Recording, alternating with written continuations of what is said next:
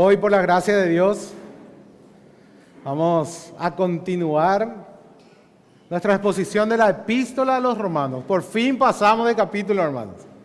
Ahora entramos en el capítulo 3.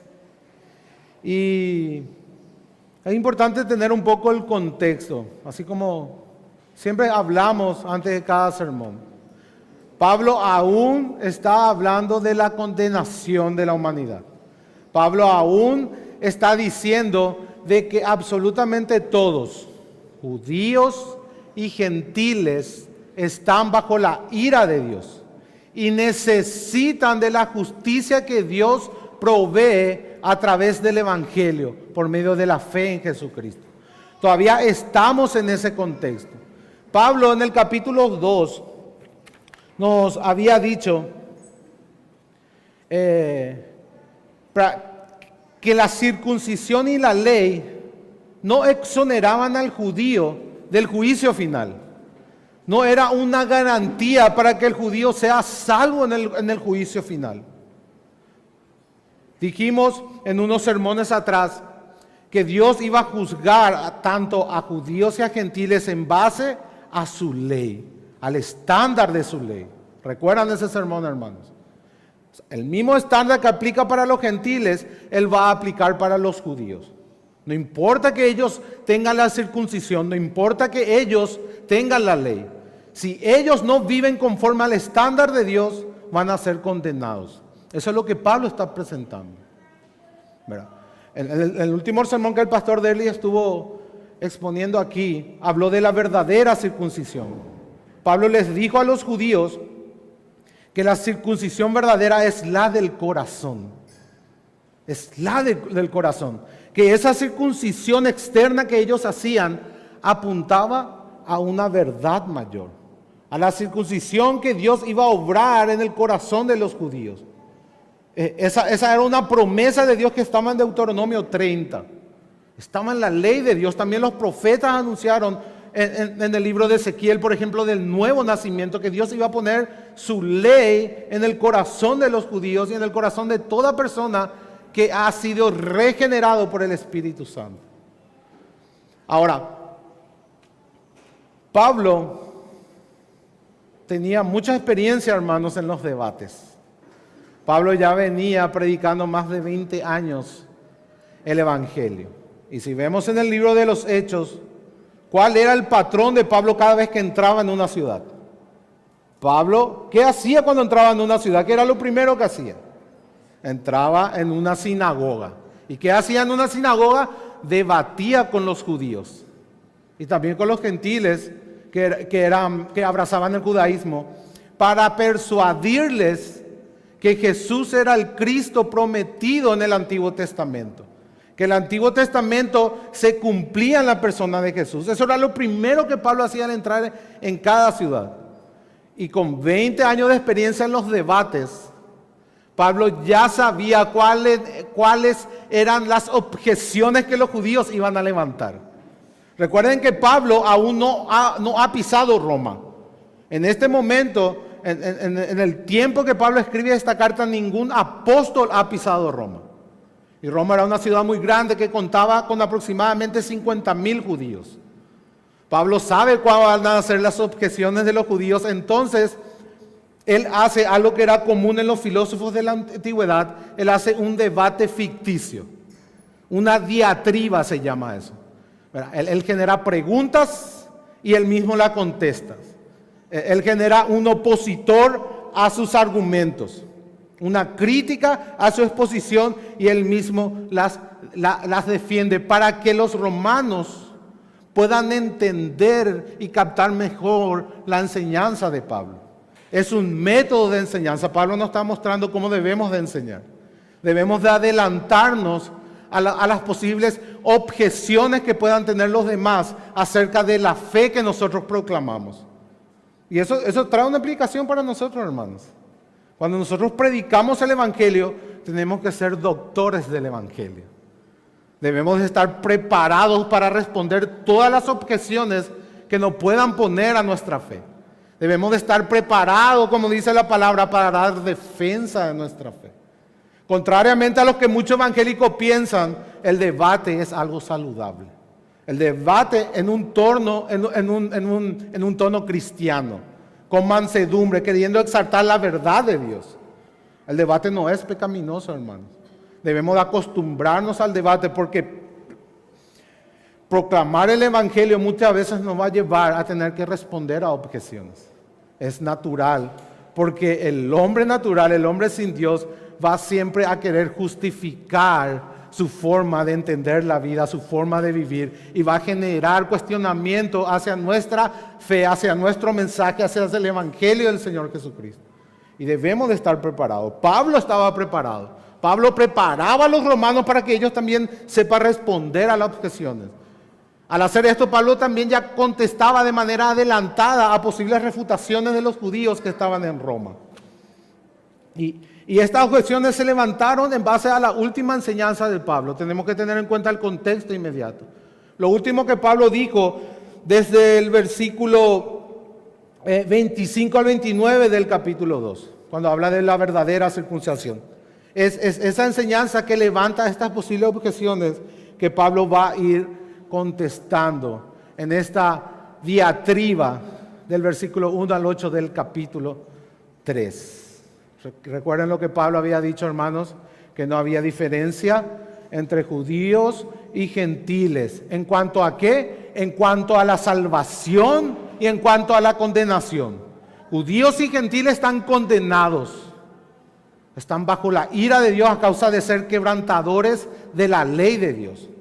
Y judíos y gentiles necesitan del evangelio de Dios, de la justicia que Dios revela a través del evangelio. Necesitan de la justicia de Dios, de la provisión de la justicia de Dios que Pablo nos habló en el versículo 17 del capítulo 1.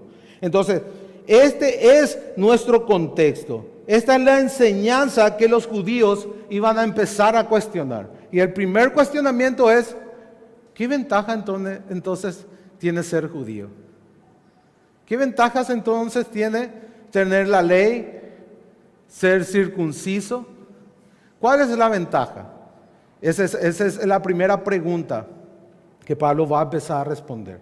Así que, hermanos, teniendo el contexto, vamos a orar a Dios para que nos ayude en este pasaje, porque la gran mayoría de los eruditos afirman que este es el pasaje más difícil del libro de Romanos. Y probablemente uno de los pasajes más difíciles de toda la Biblia. Así que les ruego que presten muchísima atención, que oren a Dios para que le ayude a concentrarse. Va a exigir esfuerzo mental de ustedes el sermón de hoy, porque el pasaje así lo requiere. Debemos aprender a pensar con conclusiones lógicas para entender lo que Pablo quiere decir. Oremos, hermanos, y pidámosles a Dios auxilio.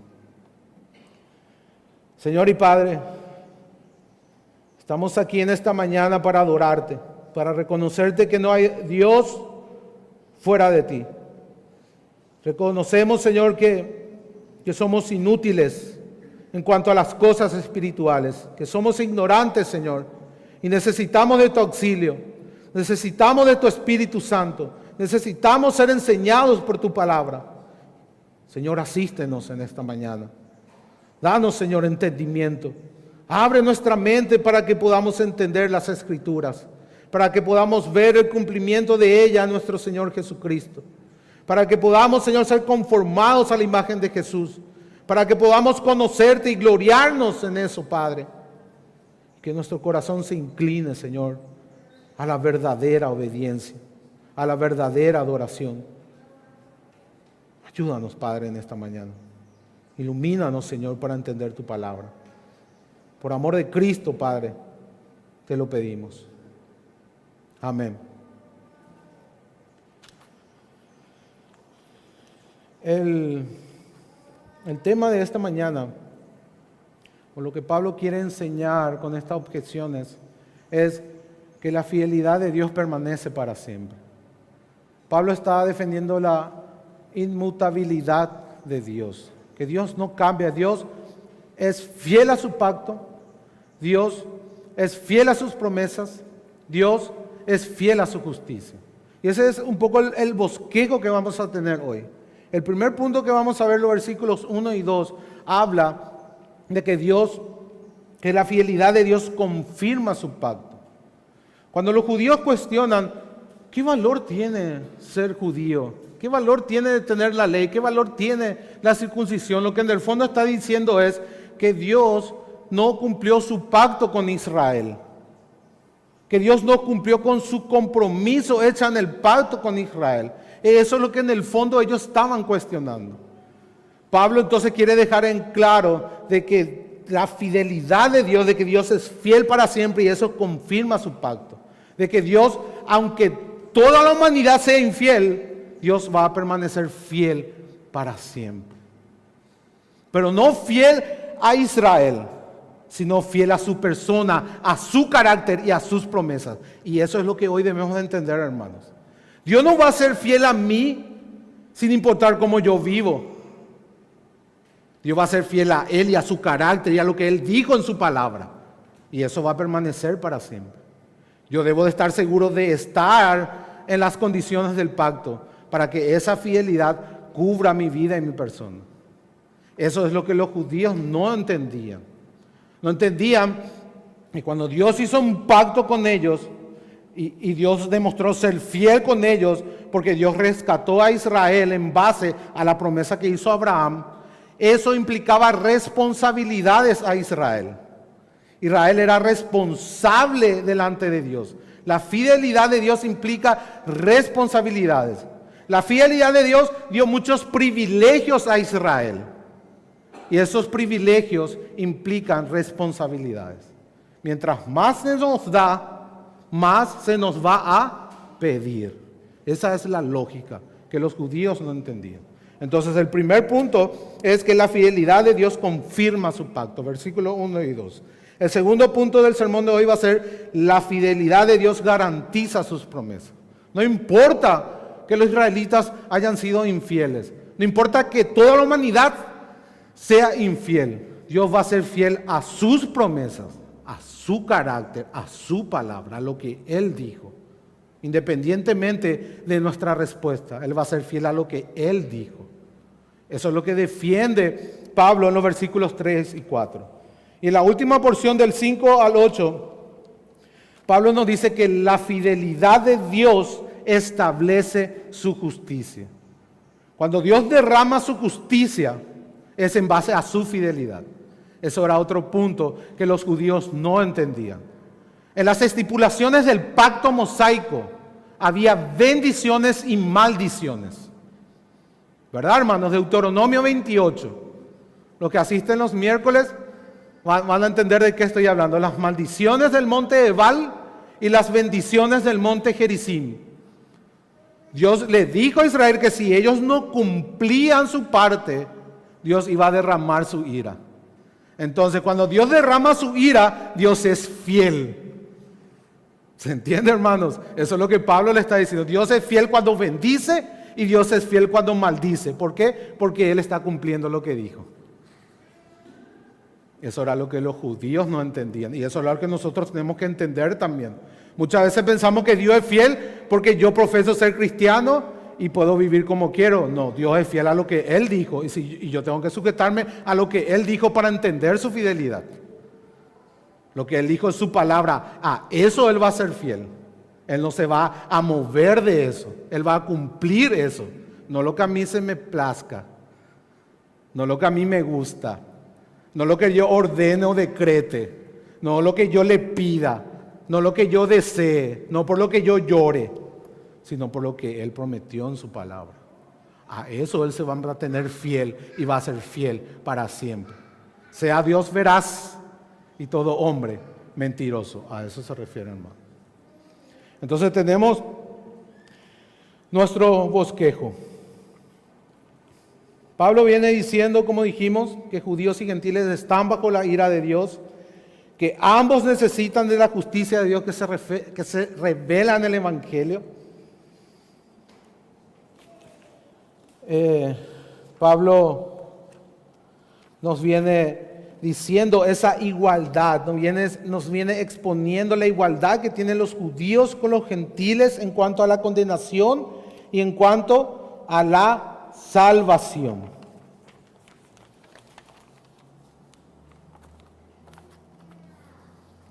Pablo, como dijimos, plantea preguntas, plantea objeciones. Ella tiene mucha experiencia en los debates, sabe cuáles son las posibles objeciones. Él quiere asegurarse que los romanos entiendan bien el mensaje que él está presentando, porque este mensaje se puede prestar a malas interpretaciones. Se prestaba a malas interpretaciones según a la experiencia de Pablo. Pablo conocía muy bien el judaísmo, conocía muy bien cómo pensaban los judíos. Recuerden que él era fariseo de fariseos, de hebreos, circuncidado al 8º día, de la tribu de Benjamín, celoso de la ley, perseguidor de la iglesia. Entonces él sabía muy bien la argumentación de los judíos.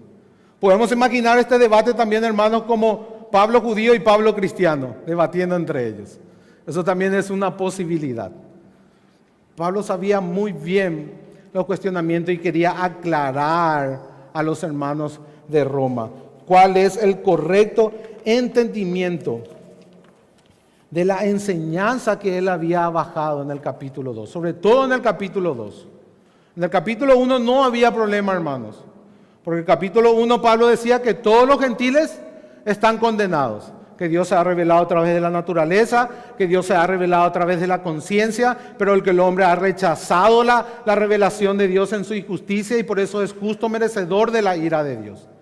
Ahora el capítulo 2 fue una sorpresa para los judíos. Los judíos estaban aplaudiendo el capítulo 1 de Pablo, pero en el capítulo 2 él se dirige hacia ellos y dispara y les dice que ellos también están condenados y que necesitan arrepentirse, que el ser judíos en la sangre no le va a garantizar estar exonerados en el juicio de Dios. Ellos necesitan también esa justicia que trae el Evangelio. Eso es lo que Pablo le está diciendo. Entonces los judíos se preguntan, ¿qué ventaja tiene pues el judío? ¿O de qué aprovecha la circuncisión? ¿Qué ventaja entonces tiene Pablo?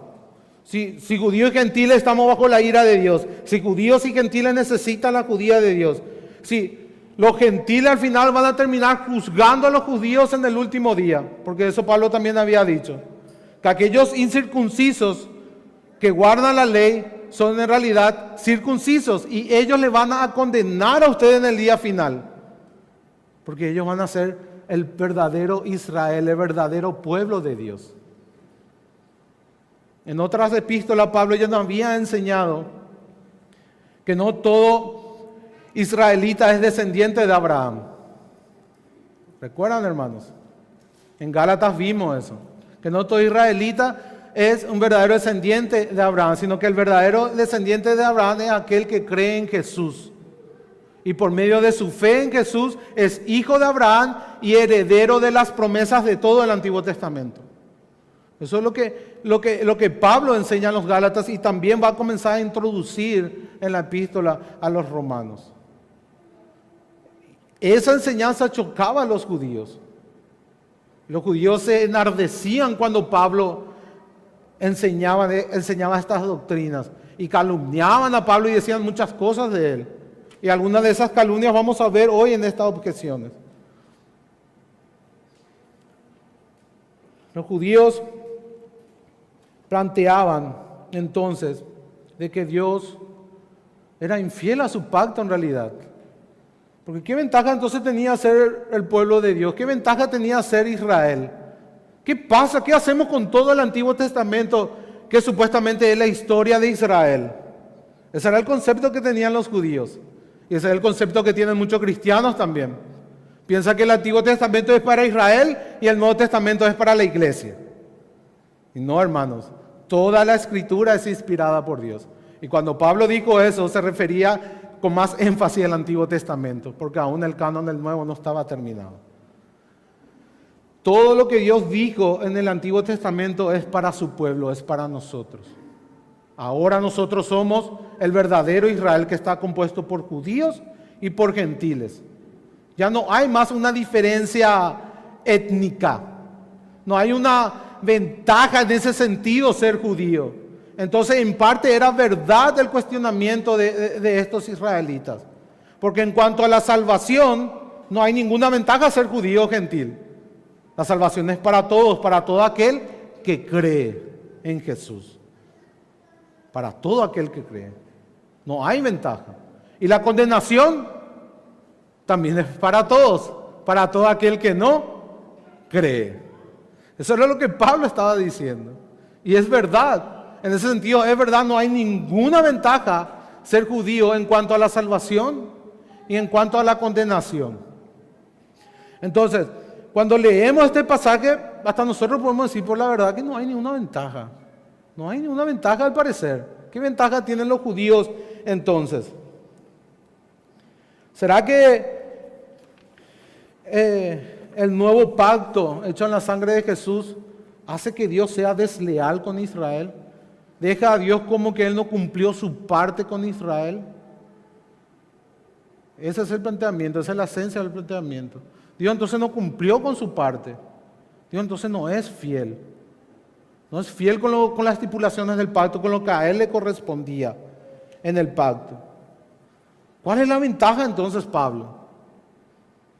¿En qué conviene ser judío? Y Pablo dice en el versículo 2, mucho en todas maneras.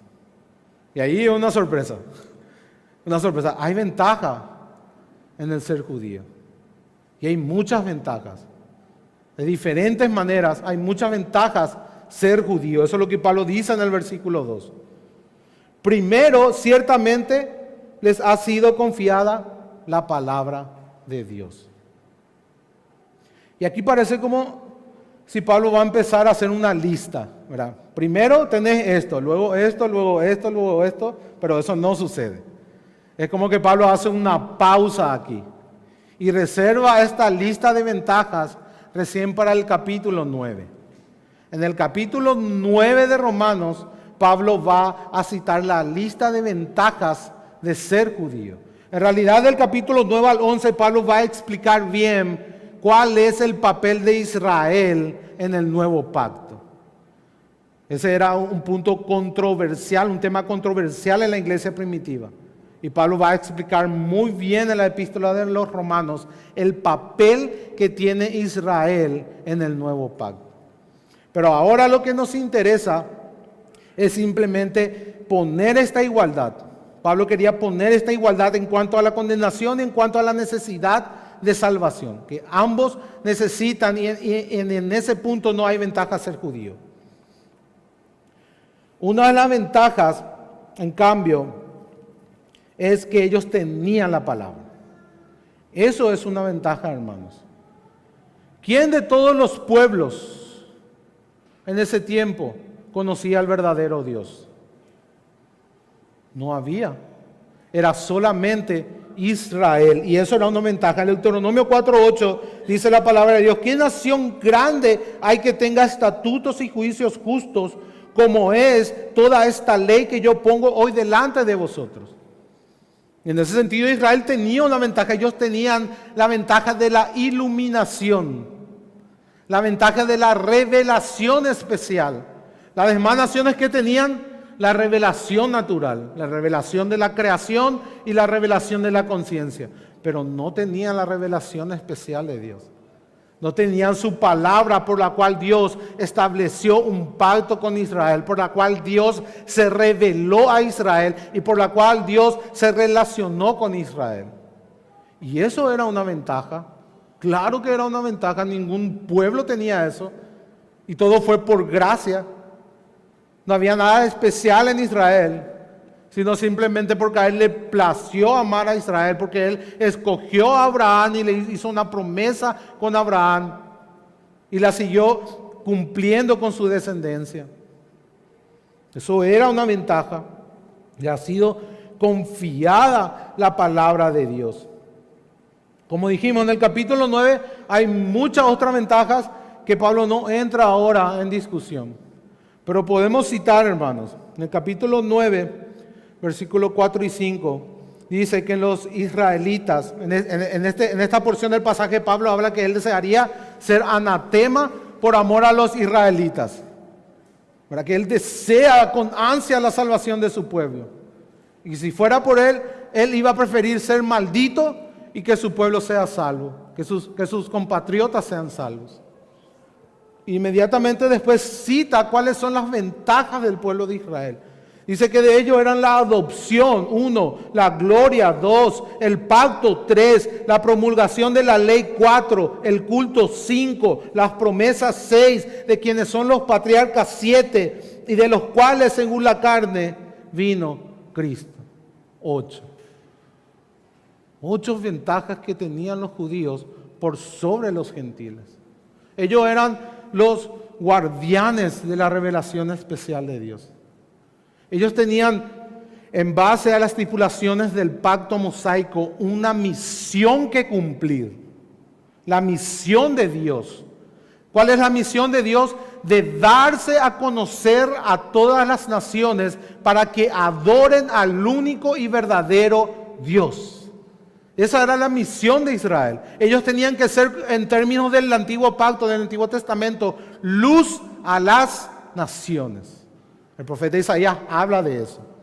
Jesús se adjudica a esa misión de Israel, al ser él la luz del mundo. Y también nos adjudica a nosotros, al estar en Cristo, que ahora nosotros somos la luz del mundo. Nosotros tenemos que dar a conocer al único y verdadero Dios para que todas las naciones le adoren. Ese es el propósito, hermano. Y en ese sentido, nuestra misión es la misma que Israel. Es testificar del verdadero Dios. De llamar a todas las naciones a la adoración verdadera, al Dios verdadero. Ahora, cuando Dios le da esa misión a Israel, el pacto mosaico era condicional en cuanto a las bendiciones. También era condicional en cuanto a las maldiciones. En el Deuteronomio 30 dice, pongo de ti delante de estas cosas y llamo al cielo y a la tierra de testigo. Escoge la vida y no la muerte. En Deuteronomio 28 están todas las maldiciones que iban a caer sobre Israel si ellos quebrantaban el pacto. Entonces, los judíos tergiversaron el Antiguo Testamento. Ellos no entendían la Torá. Ellos pensaban que por ser descendientes de Abraham, simplemente ya eran salvos. Iban a ser exonerados del juicio final de Dios, del juicio escatológico de Dios, del último día cuando Dios venga en su gloria a juzgar a las naciones. Y en eso estaban equivocados, porque el pacto mosaico era un pacto de obras. Era una recapitulación, un reinicio del pacto que hizo Dios con Adán. Haz esto y vivirás. Haz esto y morirás. Eso era el pacto mosaico. El pacto mosaico era condicional para Israel. Para Israel. Y ellos no entendían eso. Ellos no entendieron eso. Y hermanos, eso pasa tanto en la iglesia de hoy. Y no solamente de hoy, sino también en tiempo de Pablo. Pasa tanto en la iglesia de hoy que pensamos que porque profesamos ser cristianos. Algunos porque profesan nomás, porque ni se congregan. ¿Verdad? Otros porque se congregan. Otros porque oran o leen su Biblia. Ya van a ser exonerados del juicio. Que eso es suficiente para estar seguros de que son hijos de Dios. Y no, hermanos, caemos en el mismo error de los judíos. La verdadera circuncisión es la del corazón. El verdadero judío es aquel que lo es en el interior. Tus obras externas no te van a salvar. Tus prácticas de adoración no te van a salvar. Lo único que te va a salvar es haber sido regenerado por el Espíritu Santo y haber puesto tu confianza en el único que puede darte la verdadera justicia de Dios, que es el Señor Jesucristo. Esa es la única justicia que Dios acepta. Es la justicia que Él nos trajo a través de Jesús y que se revela a través de su Evangelio. Por tanto, es de esa manera en cómo nosotros debemos de examinarnos. No por cuántas ordenanzas guardamos. Hermanos, tenemos que desechar esas muletas. Tenemos que entender la esencia de la verdadera seguridad. La verdadera seguridad es estar seguro de ser hijo de Dios, demostrado por una perseverancia. Hay una perseverancia que tiene que verse en mi vida, perseverancia en la lucha con el pecado. No podemos acomodarnos con los pecados. No podemos quebrantar alegremente la ley de Dios y pensar que somos cristianos. Hermanos, si quebrantas la ley de Dios y vives alegre por eso, es muy probable que no hayas sido regenerado. Es muy probable que en este debate tú estés del lado de los fariseos y no del lado de Pablo. Pablo divide acá a los judíos, a los verdaderos judíos y a los falsos judíos. Por eso dice, les ha sido confiada, y habla con un pronombre en tercera persona del plural. Recuerden que Pablo era judío, pero era un judío verdadero, un judío en el interior que había sido circuncidado por el Espíritu Santo. Entonces él está hablando ahora de aquellos judíos incrédulos, de aquellos que tenían todas las ventajas que acabamos de leer en el capítulo 9 de Romanos, pero que no habían aceptado la justicia de Dios que se revela por fe. Y en ese sentido también estaban quebrantando el pacto. Hermanos, debemos de mirar nuestro corazón. ¿Amas al pecado o amas a Cristo? Esa es la pregunta que debes de hacer. No estamos diciendo aquí que debes de ser perfecto y no pecar nunca. Pero ¿amas a Dios? ¿Amas su ley? ¿Amas a su Mesías? Esa es la pregunta que debes de hacerte. ¿Te deleitas en las cosas de Dios? O los domingos a las 7 dices, otra vez tengo que irme a la iglesia. Otra vez. Me quiero ir, tengo sueño. ¿Para qué lo me voy a ir si es aburrido? Debemos de examinar nuestro corazón. Debemos de examinarnos, hermanos. Aquel que no ama a Cristo, dice Pablo, sea anatema. Sea maldito por Dios. El que ama a Cristo ama su palabra. El que ama a Cristo ama a Dios. El que ama a Cristo se goza en las cosas de Dios. Disfruta de la adoración. Disfruta de su palabra. Disfruta de la iglesia. Porque la iglesia es Cristo. Hoy acá esto es Cristo. Saulo, Saulo, ¿por qué me persigues?, le dijo Jesús. ¿A quién estaba persiguiendo Saulo? ¿A Cristo o a la iglesia? La iglesia es el cuerpo de Cristo por cuanto es Cristo. Debemos de examinarnos, hermanos, cómo está nuestro corazón. No debemos de pensar que porque profesamos ser cristianos ya estamos exonerados del juicio final. Porque podemos estar tremendamente equivocados. Y en ese día, cuando Cristo venga y juzgue a las naciones, ya no va más a haber una segunda oportunidad.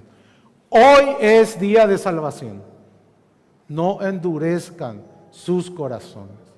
Examínense para ver si están en la fe verdadera. Para ver si están en Jesucristo. Si son miembros de su cuerpo. Hoy, hermanos, hoy no cometamos el error de los fariseos. A nosotros también se nos ha sido confiada la palabra. Es más aún, nosotros tenemos mucha más palabra que los judíos. Nosotros tenemos el canon completo de la revelación de Dios. Nosotros estamos de este lado de la cruz. Tenemos el testimonio del amor de Dios que ha sido derramado en la cruz del Calvario. Aquel del cual todos los profetas hablaban. Aquel que todos los profetas anhelaban y deseaban ver. Nosotros somos testigos. Así que, hermanos, tenemos una responsabilidad muy grande. Y esta es la aplicación principal de este primer punto. Dios es fiel a su pacto. Dios no faltó a su promesa. Dios había advertido a los israelitas que si ellos quebrantaban el pacto, Dios iba a derramar su ira sobre ellos. No estaba garantizada, no es, ahora yo les saqué de Egipto y se van a ir al desierto a vivir como les place. No dice así el Antiguo Testamento. Deja ir a mi pueblo, le dijo Moisés a Faraón, para que vaya y me sirva en el desierto. Para que me sirva en el desierto. Y Dios estipuló unas condiciones bajo las cuales Israel tenía que vivir. Y si Israel quebrantaba esas condiciones, Dios iba a derramar su ira sobre Israel. Y ese derramamiento de su ira sobre Israel era un testimonio fiel de su fidelidad al pacto. Cuando Dios castiga, hermanos, lo hace porque es fiel. Esa es la enseñanza. Cuando Dios castiga, lo hace porque Dios es fiel a su palabra. Dios no va a hacer nada de lo que no haya dicho. Dios siempre se va a sujetar a su palabra en un sentido porque Él es fiel a sí mismo. Él es fiel a su persona. Él es fiel a su carácter. Él es fiel a sus promesas. Hoy tenemos todos aquí la palabra de Dios. Y ese privilegio, hermanos, implica una gran responsabilidad. Pues Dios nos va a demandar en aquel día qué hicimos con su revelación. Qué hicimos con su palabra. Y muchos podamos decir a lo mejor, Señor, Señor, en tu nombre echamos fuera demonios. En tu nombre hicimos muchos milagros. En tu nombre proclamamos el Evangelio. Pero yo les voy a decir aquel día, apartaos de mí, hacedores de maldad. Nunca os conocí. Debemos de examinar en nuestros corazones si deseamos sinceramente hacer la voluntad de Dios. Si amamos al Señor nuestro Dios con todo nuestro corazón, con toda nuestra mente, con todas nuestras fuerzas. Eso es lo que debemos de mirar hoy, hermano. Eso es lo que hoy nos llama hoy. Dios nos llama hoy a mirar nuestro corazón. Dios nos dice hoy que tenemos responsabilidad porque se nos ha dado la revelación de su palabra. Dios se ha dado a conocer hoy aquí. Dios se da a conocer aquí todos los domingos, cada miércoles cuando su palabra es enseñada, cuando su palabra es predicada. Dios está hablando y Dios está revelando a su pueblo. Y eso implica una responsabilidad.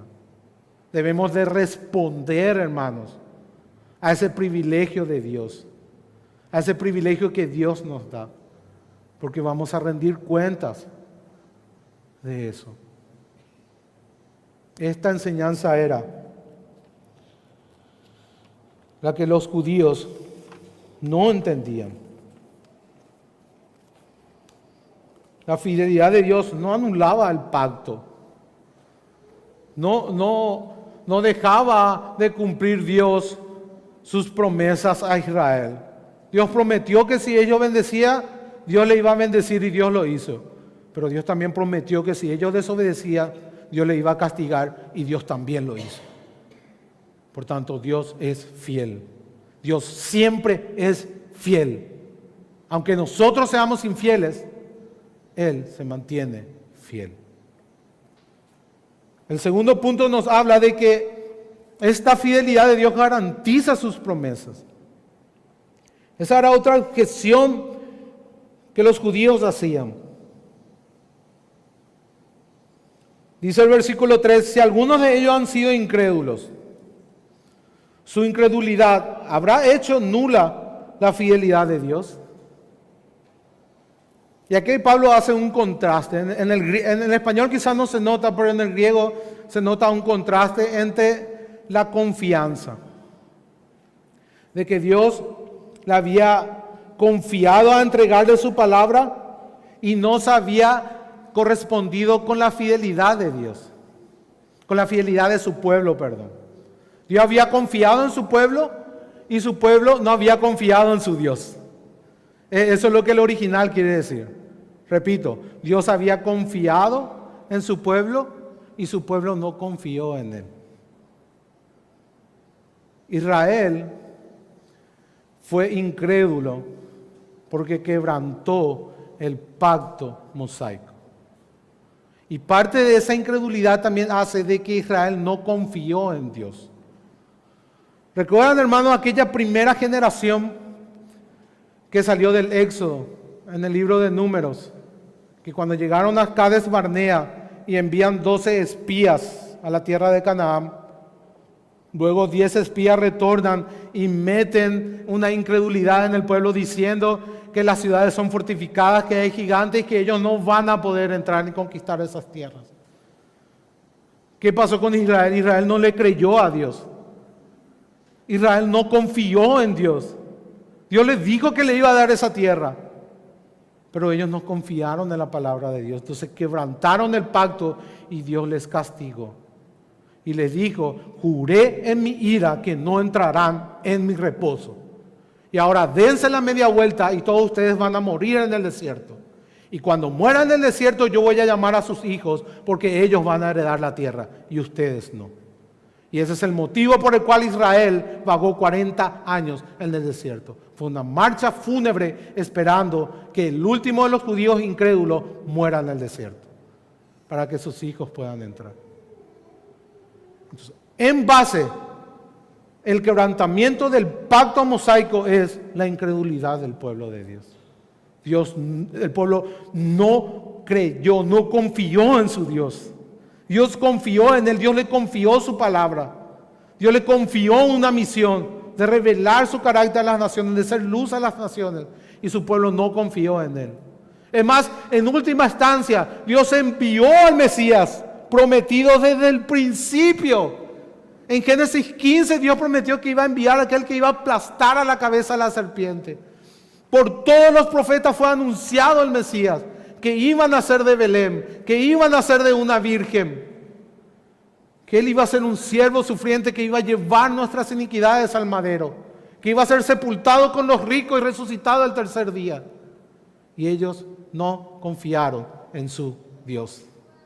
Ellos no confiaron en la palabra de Dios. Ellos rechazaron a sus Mesías y quebrantaron el pacto definitivamente, y Dios derramó su ira. Ahora, Dios siempre es fiel. Y el endurecimiento de Israel no fue total, sino parcial. ¿Por qué? Porque aquellos que creyeron en la palabra de Dios entraron en la tierra prometida. Aquellos que no creyeron fueron juzgados y condenados. Pero aquellos israelitas que sí lo hicieron, entraron en la tierra prometida. Aquellos israelitas que creyeron en Jesucristo fueron los 12 apóstoles. Aquellos israelitas que creyeron en Jesucristo fue la iglesia primitiva en sus principios. Fue la iglesia de Jerusalén. Fue los 500 que vieron al Cristo resucitado. Y fueron casi la mayoría en todas las ciudades del imperio. Los primeros cristianos fueron judíos. Y Dios siguió siendo fiel a Israel en ese sentido, en cumplir las bendiciones que estipulaban en el pacto. Hermanos, el Antiguo Testamento hablaba de Jesús. ¿Recuerdan en Lucas 24? Cuando Jesús se le aparece a los 2 discípulos camino a Emaús y les dice: tardos, incrédulos, tardos para creer, incrédulos de corazón, tardos para creer, todas las cosas que Moisés, de la ley, los salmos y los profetas hablaban en el Antiguo Testamento, se trataba de mí, se cumplen de mí. ¿No creen todas las cosas que estaban allí? ¿No ven que todo esto estaba escrito y que se tenía que cumplir, que yo tenía que padecer conforme a las Escrituras? Dice 1 Corintios 15, dice nuestro credo niceno. Conforme a las Escrituras tenía que padecer, tenía que ser muerto y sepultado y resucitar al tercer día. Todo el Antiguo Testamento apuntaba a Jesús. Jesús no abolió la ley, Jesús la cumplió y nos adjudica por medio de la fe ese cumplimiento perfecto, y por él somos justos delante de Dios. Estamos justificados por la fe. Somos cumplidores del pacto mosaico por medio de Jesús. Cumplimos el estándar de Dios por medio de Jesús. Él es nuestra justicia. Él es la única justicia. Él es el Cordero de Dios también, que quitó nuestros pecados. Porque no basta solamente cumplir el estándar, sino que hay que pagar nuestra deuda. Y Jesús la pagó. Jesús hizo las 2 cosas. Cumplió el estándar y pagó nuestras deudas. Y por Él estamos justificados y estamos en paz con Dios. Gloria sea a nuestro Señor Jesucristo.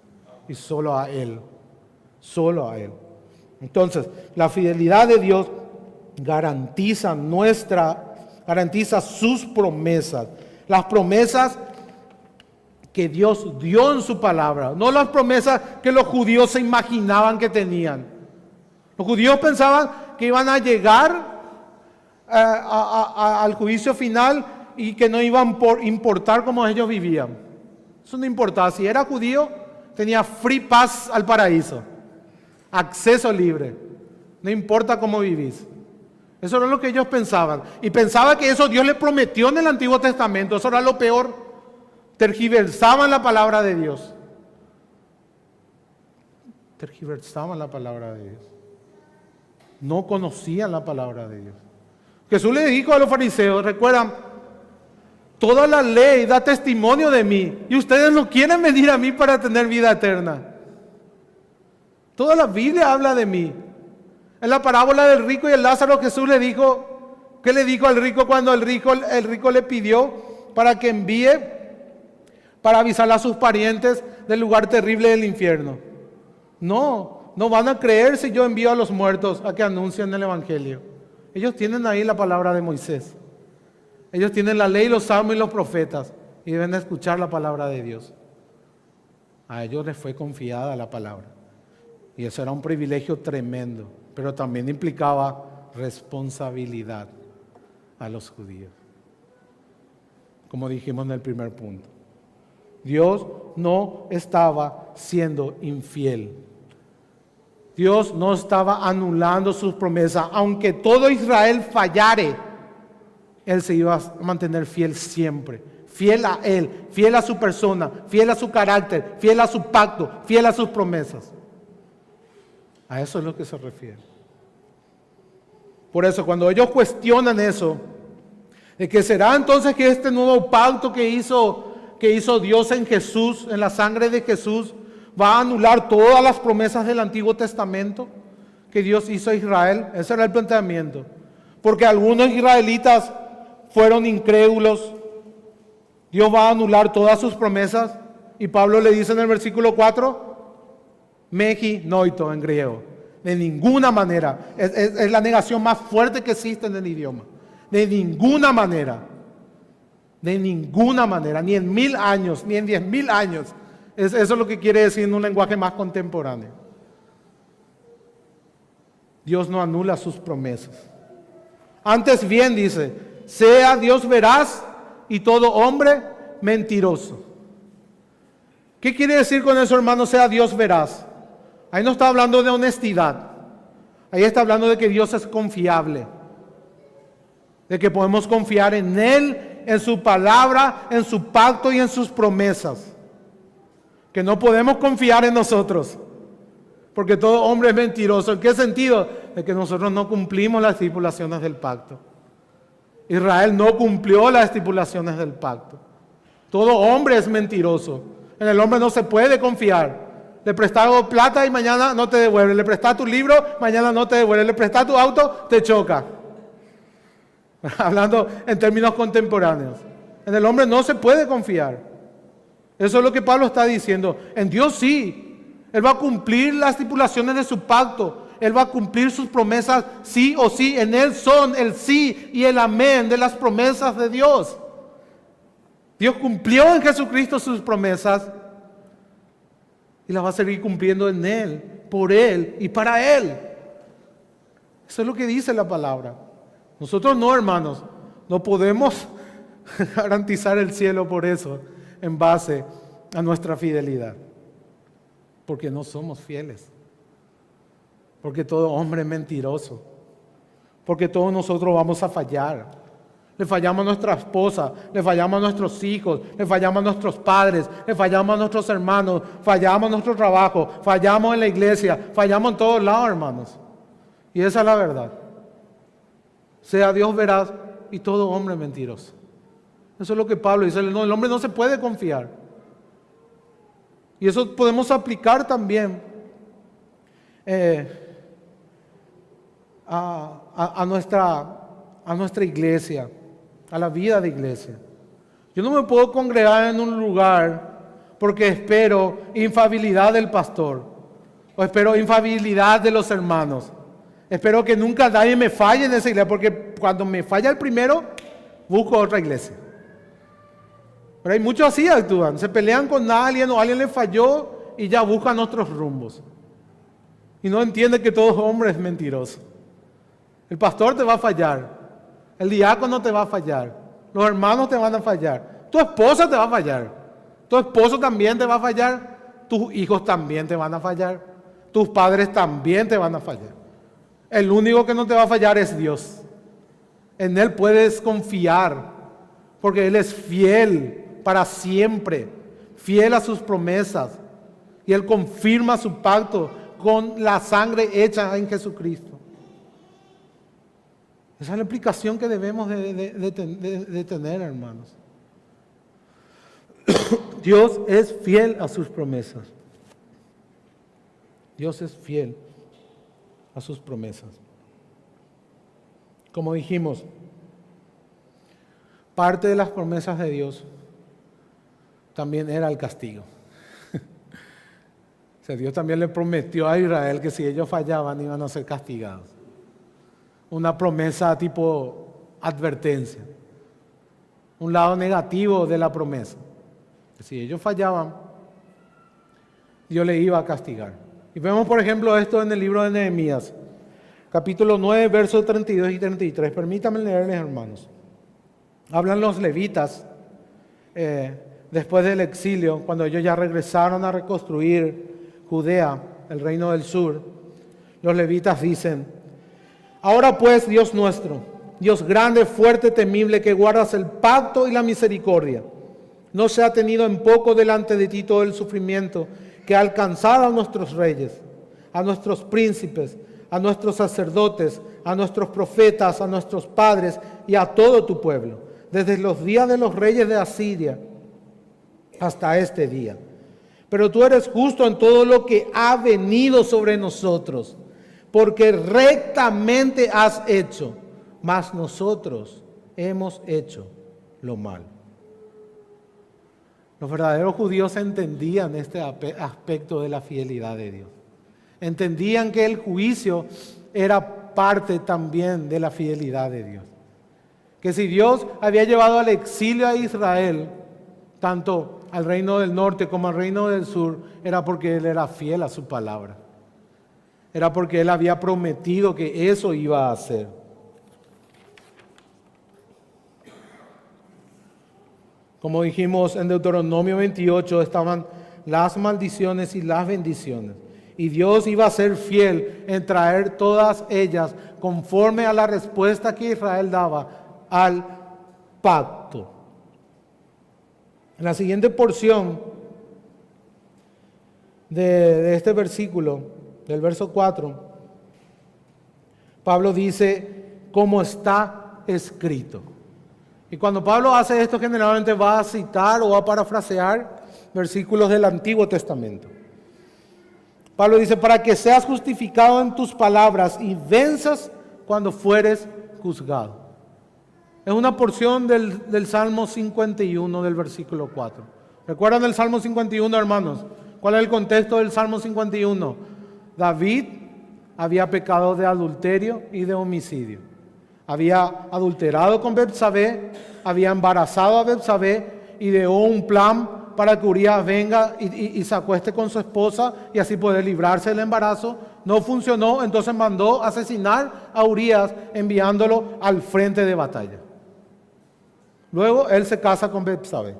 Entonces el profeta Natán viene y le trae una historia de un corderito, ¿verdad? En donde él es confrontado con su maldad y él expresa esta confesión que tiene un propósito. ¿Por qué David confesó esto? Para mostrar de que Dios es justo. Él iba a ser castigado. Natán le vino a traer un juicio y él iba a ser castigado. Sabemos que ese hijo murió después como un juicio de Dios. Dios mató al hijo de Betsabé y David porque era un hijo de adulterio, de fornicación. Dios trajo un juicio a su casa. Pero David no se plagueó, por decirlo así, en nuestros términos, sino que Él confesó de que era justo el castigo de Dios, de que Él pecó y que Dios le castigó de una manera justa, de que Dios fue recto y justo al castigarle, porque Él había hecho lo malo, porque contra ti y contra ti he pecado y he hecho lo malo delante de tus ojos, dice el Salmo. Y confiesa para que Dios venza en el juicio, para que Él sea alabado en su justicia. Ese es el término correcto. Dios iba a ser glorificado cuando ejecuta su justicia, en base a su fidelidad, en base a su carácter.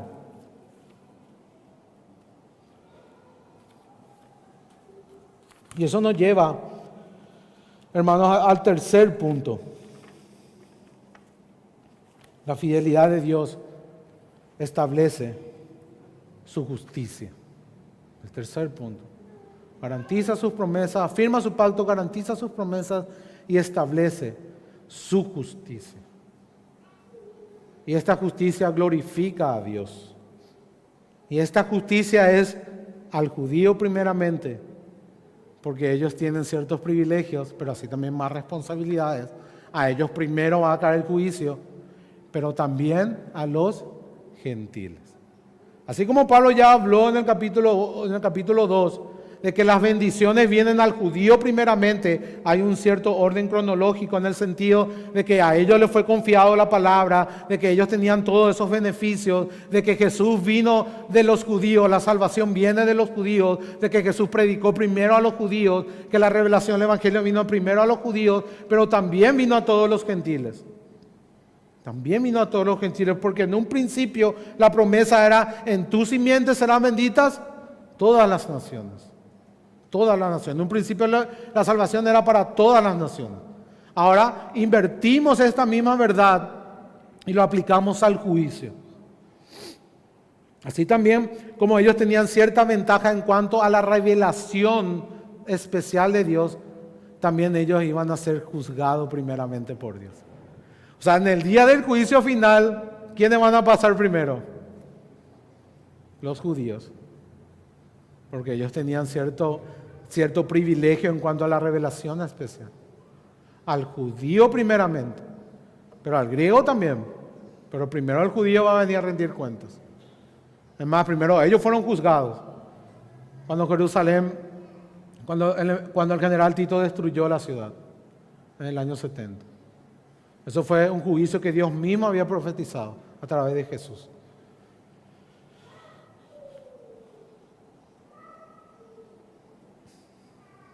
Entonces, la fidelidad de Dios establece su justicia. El tercer punto. Viene otra objeción. Dice en el versículo 5: y si nuestra injusticia hace resaltar la justicia de Dios, ¿qué diremos? ¿Será injusto Dios que da castigo? Hablo como hombre. O sea, Pablo se siente tan avergonzado de hacer esta objeción que tiene que añadir al final: hablo como hombre. En síntesis, estoy hablando como necio. Estoy hablando como un hombre natural. Estoy hablando sin sabiduría. Eso es lo que quiere decir. Porque es tan absurda esta objeción que los judíos sí hacían, hermanos, y decían que Pablo enseñaba esto. Hagamos males para que nos venga bienes. Tenemos que abundar en pecado, ¿para qué? Para que sobreabunde la gracia. Pablo va a hablar un poco más de esto en el capítulo 6 de Romanos, más adelante. Sus objetores, sus contrarios, sus críticos decían de que Pablo enseñaba un tipo de antinomianismo, un tipo de vivir sin ley, en contra de la ley, de vivir como a mí se me plazca, de hacer lo que yo quiera. Como muchos evangélicos también enseñan hoy. Enseñan hoy, hermanos, que vos podés ser salvo sin vivir bajo el señorío de Cristo. De que esa es otra etapa en el cristianismo. Que primero vos sos salvo, primero Jesús es tu Salvador. Y en algún momento vos tenés que entregarte totalmente para que Jesús sea tu Señor. Pero en ese momento que vos aceptaste a Jesús en tu corazón y le invitaste al caballero de Jesús para que entre en tu corazón, en ese momento ya sos salvo sin importar cómo vivís. Porque en algún momento Dios te va a llamar para que seas un discípulo. Y algunos hacen una dicotomía, separan ser cristiano y ser discípulo. Ser discípulo es aquel que se entrega completamente al cristianismo. Y ser cristiano es aquel que confiesa que Jesús es su Salvador, que murió por él en la cruz. Y ese es un error terrible que en la mayoría de la iglesia está hoy, que es una implicación lógica del sistema dispensacional, de pensar que la ley ya no tiene más un lugar en la vida del cristiano, de pensar que el cristiano ya no tiene más obligación de vivir bajo el estándar de Dios, de pensar de que es opcional que Jesús sea tu Señor para ser salvo. Y eso es una falsa enseñanza. Porque Romanos 10 dice, todo aquel que confiesa que Jesús es el Señor será salvo. Hay que confesar que Jesús es el Señor. Hay que vivir bajo el señorío de Cristo. Tienes que doblar tus rodillas y rendirte ante Jesús, confesando que Él es el Señor para la gloria de Dios Padre. No, es opcional el señorío de Cristo. El señorío de Cristo es lo que garantiza tu salvación. ¿Cómo vas a saber que sos salvo? Si vivís bajo el señorío de Cristo. Si Jesucristo es tu Señor, si Él reina en tu vida, si Él está sentado en el trono de tu vida y no vos. Si haces su voluntad, eso es lo que marca la diferencia. No que eches fuera demonios, no que profetices, no que enseñes el Evangelio, sino que hagas su voluntad. Que Jesucristo sea tu Señor. Solo si es tu Señor va a poder ser tu Salvador. Eso era otro punto que ellos no entendían y acusaban a Pablo de que él enseñaba contrario a esta enseñanza. De que él decía, bueno Pablo, está bien todo lo que decís. Pero si nuestra injusticia exalta mucho más la gracia de Dios cuando nos perdona, entonces Dios va a ser injusto si nos castiga en el juicio final. Acá cuando habla del castigo escatológico, del castigo en el juicio final, en el gran trono blanco, cuando Jesús venga otra vez. Lo que los judíos le estaban diciendo a Pablo, bueno, si nuestros pecados hacen que la gracia de Dios sea mucho más gloriosa al perdonarnos, ¿por qué Dios nos va a castigar por eso? ¿Por qué Dios nos va a enviar al infierno por eso? Si al final nosotros le estamos dando gloria a Dios con nuestro pecado. Eso es lo que estaban diciendo los judíos. Nuestros pecados glorifican la gracia de Dios. Y Dios es exaltado y conocido gracias a nuestros pecados. Es la manera en que Dios nos perdona una y otra vez. Por eso, hagamos mal para que nos venga el bien. Para que nos venga el bien. Ese es el planteamiento que hacían sus objetores. Es más, ellos decían de que Pablo enseñaba de esta manera. No solamente criticaban, sino decían que Pablo enseñaba eso. Y era un mal entendimiento de la gracia de Dios. Hermanos, en la Reforma Protestante, esta misma acusación fue la que hicieron los católicos romanos. Ellos decían que la justificación por la sola fe incitaba a la gente a vivir en pecado.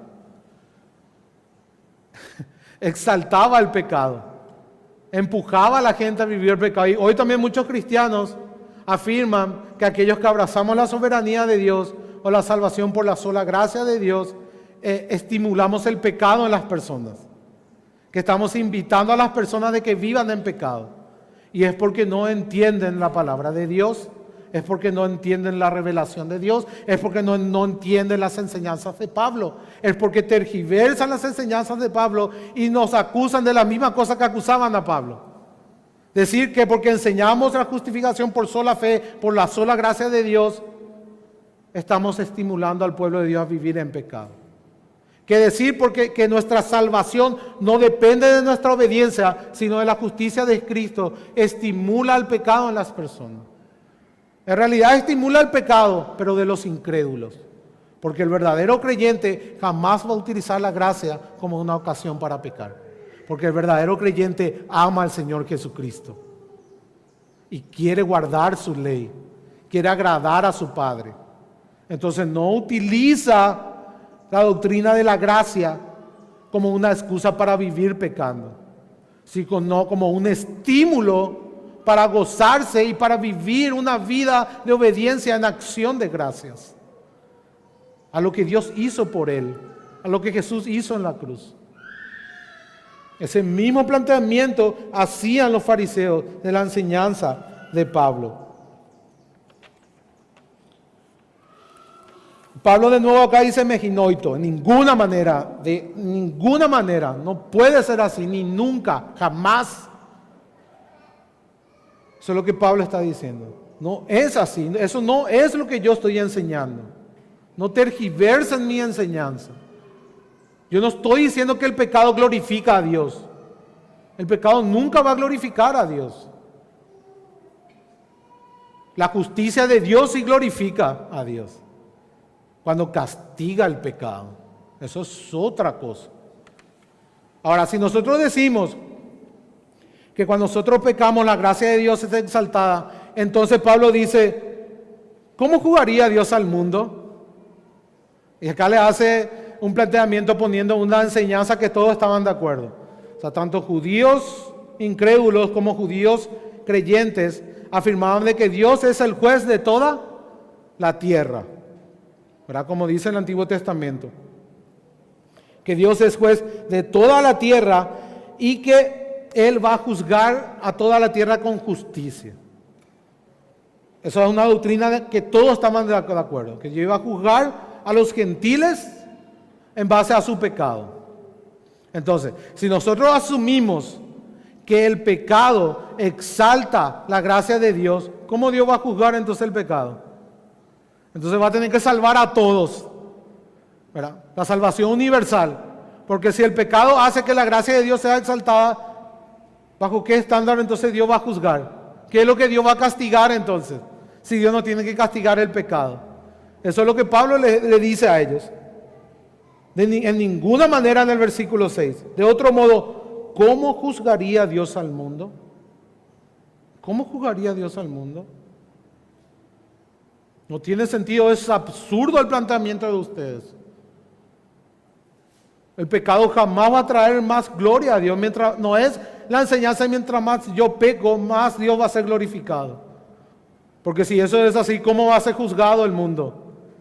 ¿Cómo Dios va a juzgar a las naciones en base a ese planteamiento que ustedes hacen? Es absurdo. Y en el versículo 7, los objetores vuelven a hacer la misma afirmación. Vuelven a insistir con esta objeción diciendo, pero si por mi mentira la verdad de Dios abundó para su gloria, ¿por qué aún soy juzgado como pecador? O sea, insistían con esa enseñanza. Si yo miento, la verdad de Dios abunda en su gracia. Cada vez que yo miento, Dios me perdona. Miento hoy, Dios me perdona. Miento mañana, Dios me perdona. Miento pasado mañana, Dios me perdona. Y entonces Dios es glorificado por ser un Dios de misericordia. ¿Por qué me va a juzgar como pecador en el día final? ¿Por qué me va a enviar al infierno si mi mentira le trae gloria a Él? Y hermanos, muchas veces a lo mejor no pensamos así, pero vivimos así. No tratamos el pecado en nuestras vidas. No lo tratamos, no mortificamos el pecado, sino que decimos, así nomás yo ya soy, y así voy a morir. Ese ya es mi carácter, esos ya son mis pecadillos favoritos, que voy a llevar conmigo hasta la tumba. ¿Para qué voy a seguir luchando? Total, Dios es misericordioso, Jesús es el Señor, Él murió por mí y me va a perdonar todos mis pecados. Hermanos, ese pensamiento es muy peligroso.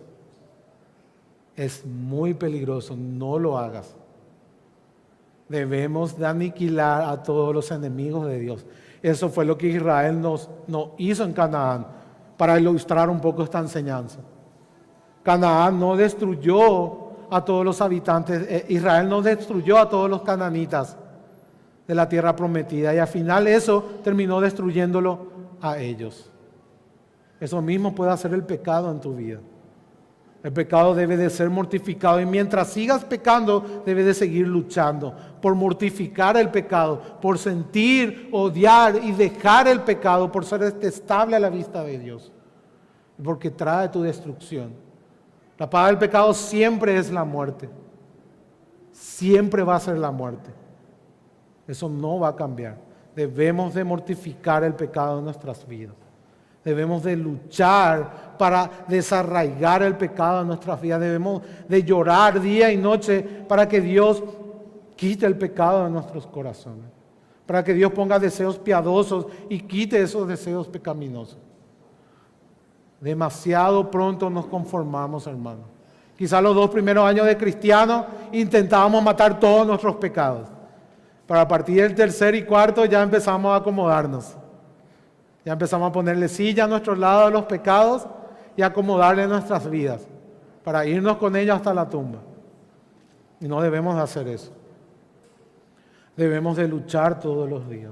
La característica del cristiano, una de las evidencias del verdadero cristiano, es la lucha con el pecado. Pablo dice, yo no corro como a la desventura, sino que golpeo mi cuerpo. Lo golpeo diariamente. Lo pongo en sacrificio, vivo, santo y agradable a Dios. Yo corro esta carrera como para ganar, no por correr nomás. Yo corro esta carrera despojándome de todo peso de pecado, poniendo los ojos en Jesús. Esa es una verdadera evidencia. Cuando vivimos de esa manera, podemos estar seguros de que vamos a ser exonerados de ese juicio. Mientras vivimos así, no nos engañemos. No pensemos que una falsa profesión puede garantizarnos el paraíso o puede garantizarnos la gracia de Dios, la salvación de Dios. Esto es lo que Pablo decía. Esto era lo que Pablo quería dejar claro en sus oyentes romanos. Porque ellos ya habrán escuchado esta enseñanza. Pablo estaba advirtiendo a los romanos. Estaba dando a entenderse de una manera correcta. Estaba resumiendo su enseñanza y bajando correctamente las implicaciones de lo que Pablo acabó de enseñar en el capítulo 2. Ellos debían de entender correctamente la fidelidad de Dios, de que Dios siempre es fiel, de que Dios confirmó su pacto con la venida de Jesús. No anuló su pacto con Israel, lo confirmó, lo cumplió. Y aquellos israelitas que creyeron en Dios estaban bajo la bendición del pacto y seguían bajo la bendición del pacto. Y Pablo era uno de ellos, y Juan era uno de ellos, y Pedro era uno de ellos, y todos los apóstoles eran judíos y creyeron en Dios y recibieron la bendición del pacto, la herencia prometida de la justicia, la herencia de Abraham. Todos heredaron las promesas. Dios fue fiel a sus promesas. Ese es el segundo punto. Él cumplió sus promesas. Él garantizó el cumplimiento de sus promesas en Jesucristo. Están garantizadas porque Él cumplió el pacto y Él nos las da por medio de la fe. Él resucitó venciendo a la muerte, aplastando a la serpiente en la cruz. Él es el prometido en el principio. Dios cumplió con sus promesas y las cumplió en Jesús. Dios estableció su justicia en Jesús. Dios nos justifica por medio de Él y Dios también va a castigar al mundo por medio de Jesús. Porque su fidelidad establece su justicia. Y a través de Jesús Él va a bendecir a las naciones y va a castigar a las naciones por su incredulidad. Y este es el mensaje de hoy. Y Dios nos llama a que hoy tomemos esta responsabilidad de tomar los privilegios de Dios como Dios demanda. Si Dios nos revela su palabra, si Dios nos revela el Evangelio, si Dios nos revela a Cristo, es porque nos ordena para que nos arrepintamos de nuestros pecados y confiemos en Él para salvación. Eso es lo único que puede garantizar las bendiciones del pacto y el establecimiento de sus promesas para con nosotros. Necesitamos su justicia de este lado de la gloria. Hoy, hermanos, hoy no endurezcan sus corazones. Si hoy estás aquí y escuchaste este mensaje, no endurezcas tu corazón. No te apoyes en nada que no sea Jesús para ser justo delante de Dios. Confiesa tus pecados, confiesa que eres justo merecedor de la ira de Dios. Ni los judíos se pudieron salvar de la ira de Dios. Ni la circuncisión, ni la ley, ni los pactos, ni la promesa, ni el culto, ni los patriarcas, ni que Jesús haya venido a los judíos le pudo salvar. Así que no pienses que algo que sea tuyo puede salvarte de la ira venidera. No hay profesión, no hay oración, no hay disciplina espiritual, no hay congregación de los domingos que te pueda salvar de la ira de Dios. Solamente Jesucristo. Ven en esta mañana a Cristo, confiesa tus pecados y cree en Jesús para salvación. Oremos. Padre, te damos gracias, Señor, por tu palabra. Rogamos, Señor, para que ella hoy no caiga vacía, para que tu Espíritu Santo pueda regenerar corazones y llamar al arrepentimiento a tus escogidos. Que ellos puedan ver claramente a Jesús y a través de Jesús puedan conocerte a ti y así tener vida eterna. Padre, ora en esta mañana tu salvación. Te lo rogamos por la misericordia de Cristo. Por Él y en Él, Padre, salva en esta mañana, para que tu nombre sea glorificado en Jesús. Para que todos hoy aquí alaben al único y verdadero Dios. En el nombre de Jesús, Padre, te lo pedimos. Amén.